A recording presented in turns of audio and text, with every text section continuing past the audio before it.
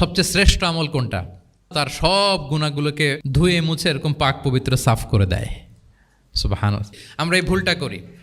অনেকের নতুন করে আল্লাহ তাআলা রিয়েলাইজেশন দিয়েছেন, নতুন দিনে আসছে, দিনে ফিরছে, মানে প্র্যাকটিসিং হতে চায়।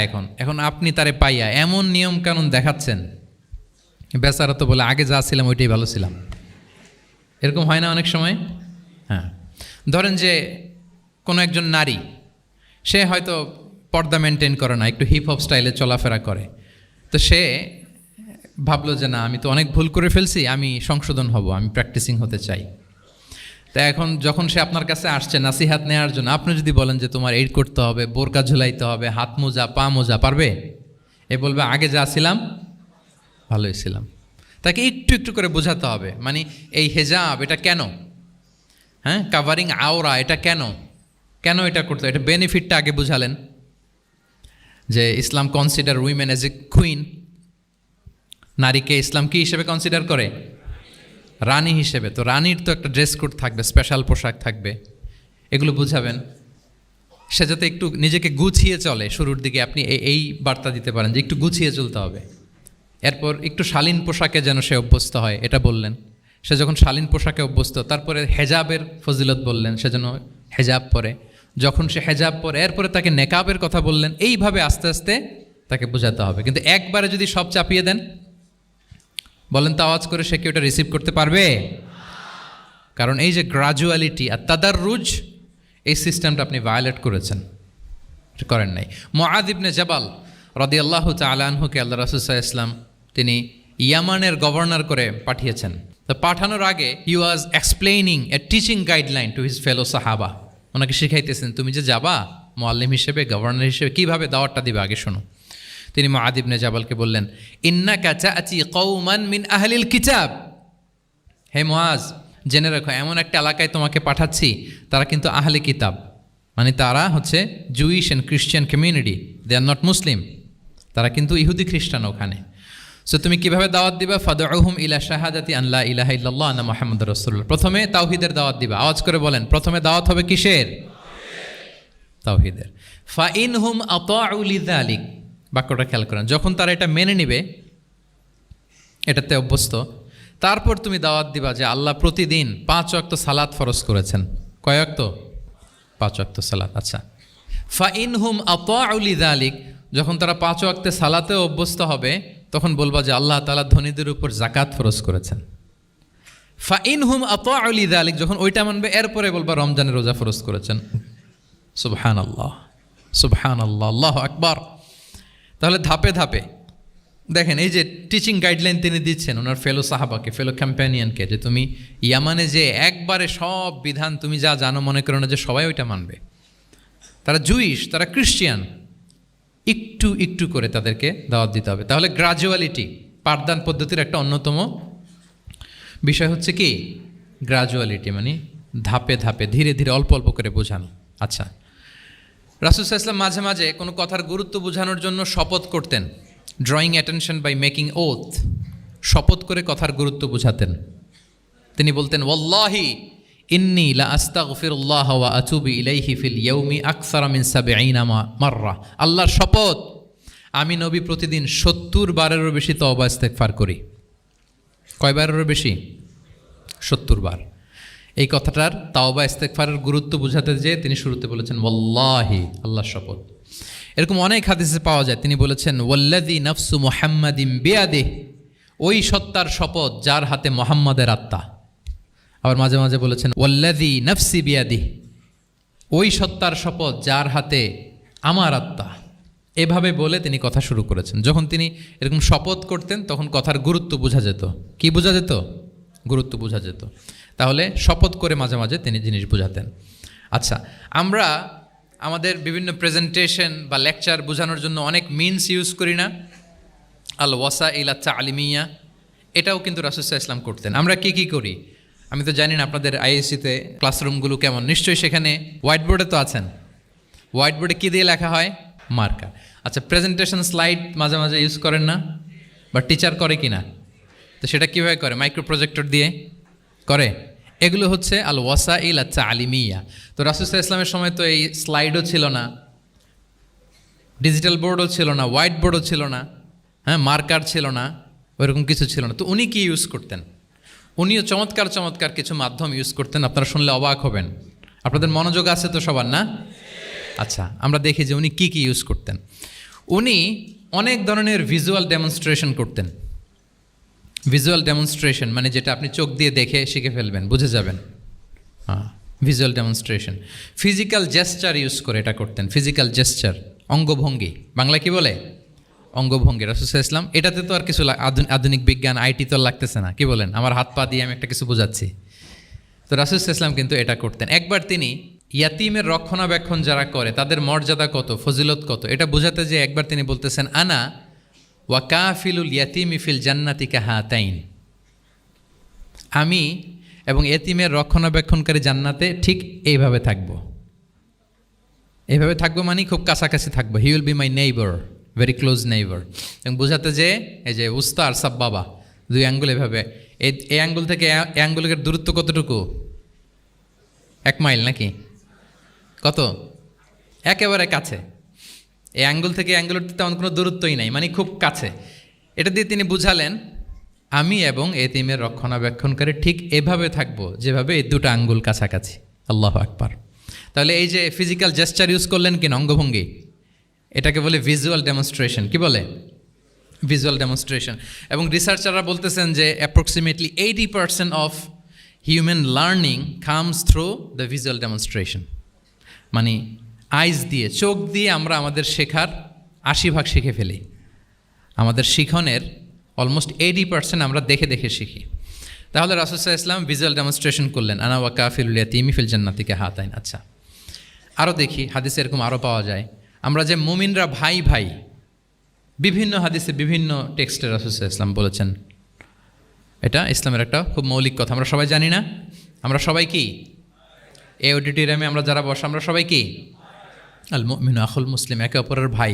আমাদের মধ্যে আবার আরেকটা সমস্যা আছে, আমরা দেখা যায় যে প্রত্যেকে যেই দল করে ওই দলের এরা ভাই ভাই আর কি, এরকম।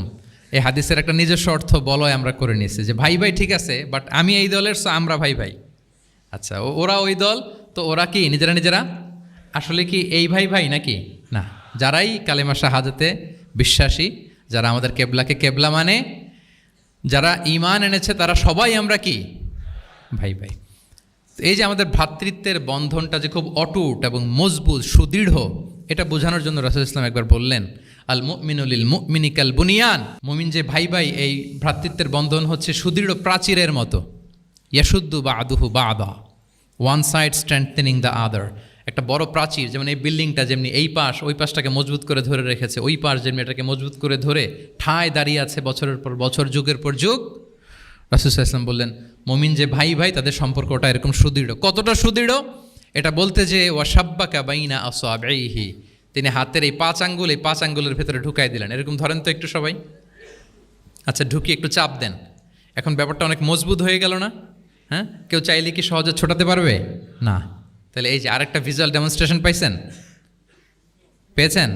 ফিজিক্যাল জেস্চার, অঙ্গভঙ্গি করে তিনি বুঝাইলেন যে আমাদের ভ্রাতৃত্বটা এইরকম মজবুত। মানে ওনার কাছে যা ছিল ওইটা বুঝাতে যে তিনি এই ফিজিক্যাল জেস্চারটা নিয়েছেন যে মুমিন ভাই ভাই এবং আমাদের ভ্রাতৃত্বের বন্ধনটা ঠিক এরকম মজবুত, লাইক দিস।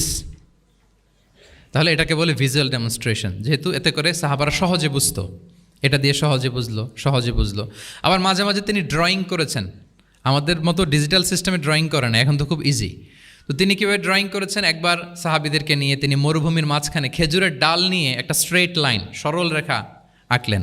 খত্তালানা রসুল্লাহ সাল্লাল্লাহু আলাইহি ওয়াসাল্লাম খত্তান, আল্লাহ রাসূল ইসলাম মরুভূমিতে খেজুরের ডাল দিয়ে টেনে একটা স্ট্রেট লাইন, মানে সরল রেখা আঁকলেন। একে বললেন হাযা সাবিলুল্লাহ, এটা হচ্ছে আল্লাহর রাস্তা, মানে সিরাতুম মুস্তাকিম। এরপরে এই স্ট্রেট লাইন, সরল রেখার ডানে বায়ে ছোট ছোট অনেকগুলো দাগ কাটলেন খেজুরের ডাল দিয়ে, আর বললেন হাযিহি সুবুলুশ শাইতান, এগুলো হচ্ছে শয়তানের রাস্তা। ফি কুল্লি সাবিলিন শাইতান, এই প্রত্যেকটা রাস্তায় একটা করে শয়তান থাকে, সে তার শয়তানি কাজের হাতছানি তোমাদের দেয়।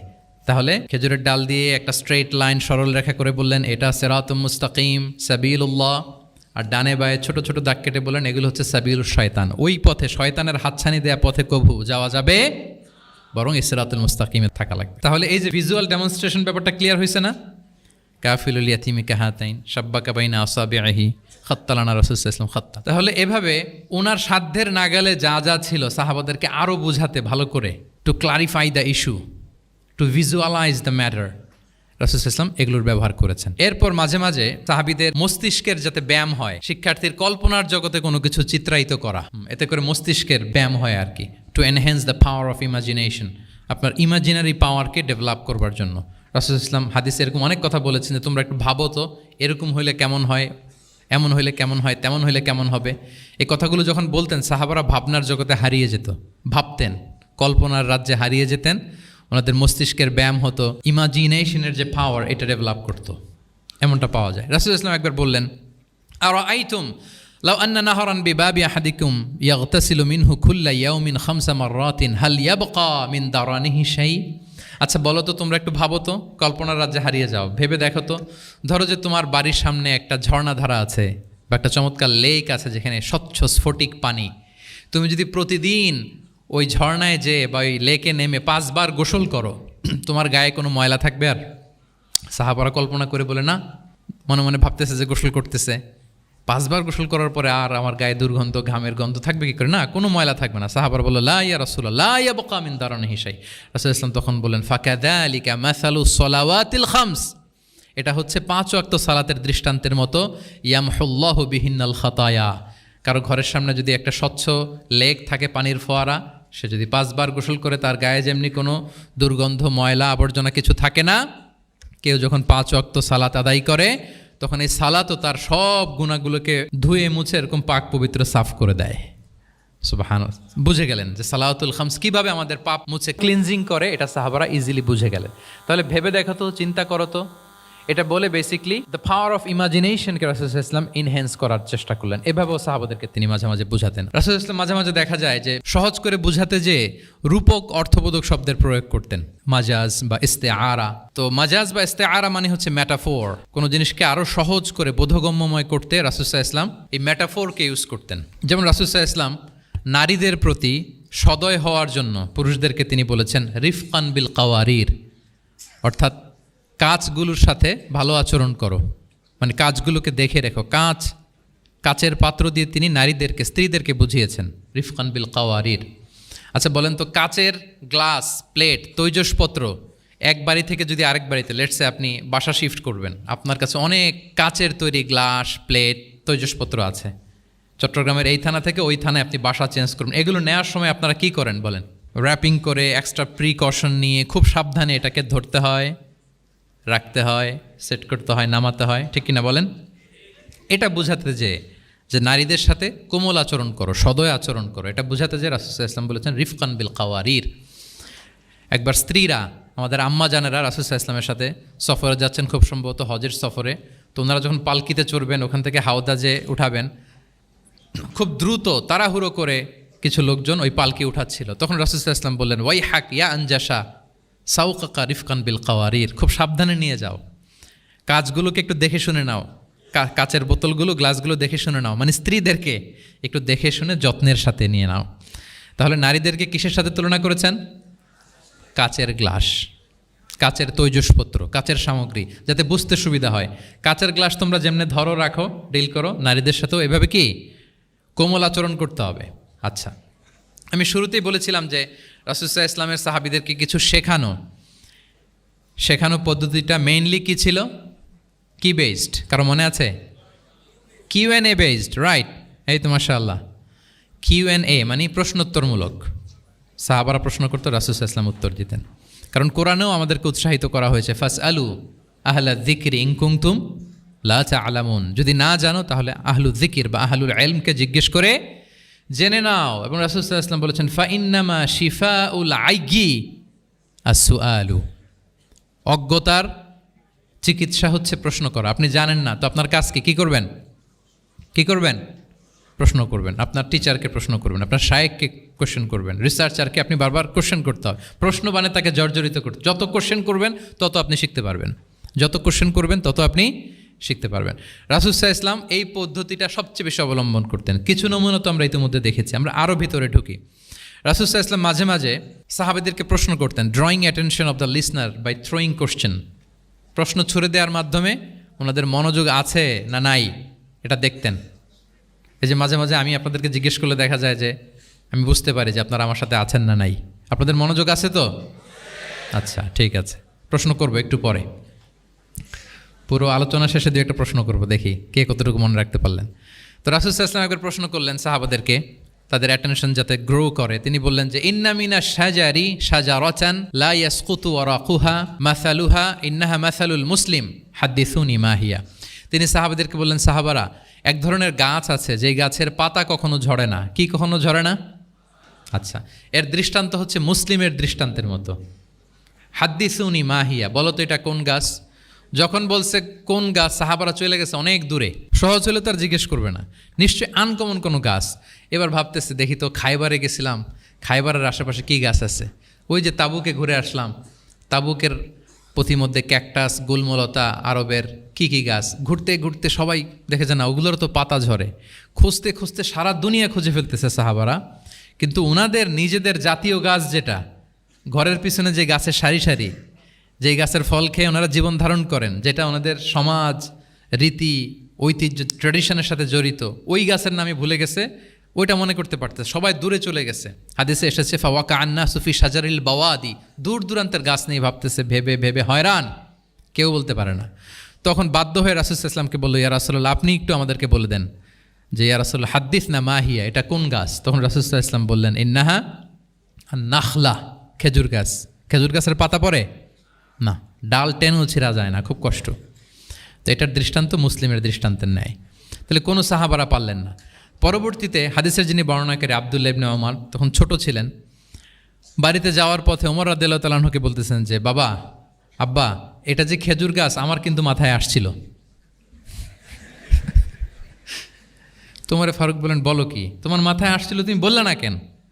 তো উনি বলে নাই, কারণ সিনিয়র সাহাবারা পারতেছে না, বাপ চাচারা কেউ পারে না, আমি ছোট মানুষ বইলে আবার কোন বিপদে পড়ি, বিনয়ী মানুষ, উনি আর বলেন নাই, লাজুকতাও কাজ করতেছিল।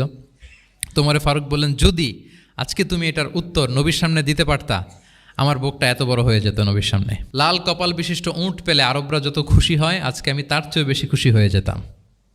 তাহলে ওমরে ফারুক রাদিয়াল্লাহু তাআলা আনহু, ওনার ছেলে আব্দুল্লাহ ইবনে ওমর, উনি এটার উত্তর ধরতে পারছেন, কিন্তু উনি বলেন নাই। তাহলে দেখেন রাসূল সাল্লাল্লাহু আলাইহি ওয়াসাল্লাম এরকম কোশ্চেন করতেন, কোশ্চেন করে তারপরে উত্তরটা বলতেন, এতে আর মানুষ ভুলে না।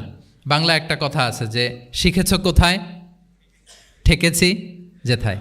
জিজ্ঞেস করছে, পারি না, মনে আসে না, হঠাৎ করে যখন উত্তরটা বলে, এইটা যেরকম মনে থাকে আজীবন, অন্য কিছু থাকবে না। একটু যদি ঠেকে ঠেকে পারতেছি না, বুঝতেছি না, এরপর যখন বুঝায় দেওয়া হয়, ভালো করে শিখে নেই, এইটা আজীবন মনে থাকে ব্রেইনে। এই পদ্ধতিটা রাসূল সাল্লাল্লাহু আলাইহি ওয়াসাল্লাম অবলম্বন করতেন। প্রশ্ন করে অপারক করে দিতেন, কেউ পারে না, এরপর রাসূল সাল্লাল্লাহু আলাইহি ওয়াসাল্লাম বুঝিয়ে বলতেন, সবার একেবারে ব্রেইনের মধ্যে, মস্তিষ্কে এটা গেঁথে যেত। তাহলে প্রশ্ন ছুটতেন। আচ্ছা, এরকম অনেক হাদিস আপনারা পাবেন রাসূল সাল্লাল্লাহু আলাইহি ওয়াসাল্লাম প্রশ্ন করে তারপরে উত্তর দিয়েছেন। আতাদরুনা মাল গীবা, তোমরা কি জানো গীবত কি? সাহাবারা বলে, আল্লাহ আল্লাহ রাসূল ভালো জানেন। যিকরাকা আখাকা বিমা ইয়াকরা, বলে দিলেন। আতাদরুনা মানিল মুফলিস, তোমরা কি জানো মুফলিসকে? এইভাবে প্রশ্ন করতে করতে সাহাবাদেরকে শিখাতেন। আচ্ছা, আল্লাহ রাসূল সাল্লাল্লাহু আলাইহি ওয়াসাল্লামের আরেকটা অভ্যেস ছিল প্রশ্নের পিঠে প্রশ্ন ছুড়ে দেওয়া। মানে কোনো সাহাবী যদি প্রশ্ন করত, রাসূল সাল্লাল্লাহু আলাইহি ওয়াসাল্লাম তো উত্তর দিয়ে জানিয়ে দিতেন। মাঝে মাঝে জানিয়ে না দিয়ে প্রশ্নের পিঠে আবার উনি কী করতেন? প্রশ্ন ছুড়ে দিতেন। এটাও পাওয়া যায়। আচ্ছা, এক সাহাবী এসে বলল, ইয়া রাসূলাল্লাহ মাতা সাআ, হে নবী, কিয়ামত কখন হবে? রাসূল সাল্লাল্লাহু আলাইহি ওয়াসাল্লাম কখন হবে উত্তর না দিয়ে প্রশ্ন করলেন, ওয়া মাযা আ'দাত্তা লাহা, কিয়ামতের তোমার কি প্রিপারেশন, আগে ওইটা বলো। কিয়ামত কবে হবে জানার জন্য এত ব্যতিব্যস্ত, আগে বলো হোয়াটস ইউর প্রিপারেশন ফর কিয়ামা, তোমার কি প্রস্তুতি? তাইলে আরেকটা প্রশ্ন। প্রশ্নের বিপরীতে উনি উত্তর না দিয়ে উনি আবার কি করলেন? সবাই বলুন তো, উনি আবার কি করলেন? উনি নিজে আবার প্রশ্ন করলেন। তুমি জিজ্ঞেস করলে কিয়ামত কবে, তুমি বলো কিয়ামতের প্রিপারেশন কী নিচ্ছ বলো। তো সে বলে যে, লা শাই ইয়া রাসূলুল্লাহ, আমার কোনো প্রিপারেশন নাই, ইল্লা আন্নী উহিব্বুল্লাহ ওয়া রাসূলা, শুধু একটা জিনিসই আছে যে আমি আল্লাহ এবং আল্লাহর রাসূলকে ভালোবাসি। রাসূল সাল্লাল্লাহু আলাইহি ওয়াসাল্লাম বললেন, আনতা মা আমান আহবাবতা, তুমি যাদেরকে ভালোবাসো তাদের সাথেই জান্নাতে থাকবে। আল্লাহ আল্লাহর রাসূলকে ভালোবাসো, তাদের সাথে তুমি কই থাকবে? জান্নাতে থাকবে। তাহলে প্রশ্নের পিঠে প্রশ্ন ছুড়ে দেওয়া। এরপর একই প্রশ্নের জবাবে ভিন্ন ভিন্ন জনকে ভিন্ন ভিন্ন উত্তর দিয়েছেন রাসূল সাল্লাল্লাহু আলাইহি ওয়াসাল্লাম। এটাকে এডুকেশনের ভাষায় বলে পার্সোনালাইজেশন। কি বলে? মানে যার যেটা লাগবে। শিক্ষক ভালো বুঝে, কয়েকটা ক্লাস নিলে উনি বুঝে ফেলে যে কার রিসিভিং ক্যাপাসিটি কদ্দূর, কার কোনটাতে ঘাটতি, কার কোনটাতে সমস্যা। একজন আদর্শ শিক্ষক, একজন চৌকস শিক্ষক, তিনি খুব সহজে এটা ধরে ফেলেন। তো রাসূল সাল্লাল্লাহু আলাইহি ওয়াসাল্লাম হি ওয়াজ এ ভেরি গুড অবজারভার। তিনি বুঝে ফেলতেন যে কার কোনটায় ঘাটতি, ফলে একই প্রশ্নের উত্তর উনি এক একজনকে এক একভাবে দিতেন। কেন? Based on the need of the addressee, যার যেটা দরকার ওইটার উপর গুরুত্ব আরোপ করে, যার যেটাতে ঘাটতি আছে সেটাতে গুরুত্ব আরোপ করে তিনি এক একজনকে কী করতেন, এক এক রকম উত্তর। অনেক সাহাবারা এরকম প্রশ্ন করেছেন যে আইয়ুল আমালি আফদাল ইয়া রাসূলুল্লাহ, সবচেয়ে শ্রেষ্ঠ আমল কোনটা? তিনি এক একজনকে এক একটা বলেছেন। কখনো বলেছেন যে আল্লাহর উপর ঈমান আনা, আল ঈমানু বিল্লাহি ওয়াহদা। কাউকে বলেছেন যে আল জিহাদ ফি সাবিলিল্লাহ, কাউকে বলেছেন আস-সালাতু ফি ওয়াক্তিহা, অন টাইমে সালাত পড়া। তার মানে যার যেটাতে ঘাটতি ছিল। কাউকে বলেছেন বিররুল ওয়ালিদাইন, কারণ তিনি দেখেছেন তার সাথে তার মা বাবার সম্পর্কে একটু ঘাটতি আছে, তারা এটা বলি, কারণ সবগুলোই ভালো কাজ, সবগুলোই কি ভালো কাজ। তাহলে যার যেটাতে ঘাটতি আছে সেটাতে গুরুত্ব আরোপ করা, এটা রাসূল সাল্লাল্লাহু আলাইহি ওয়াসাল্লাম করেছেন।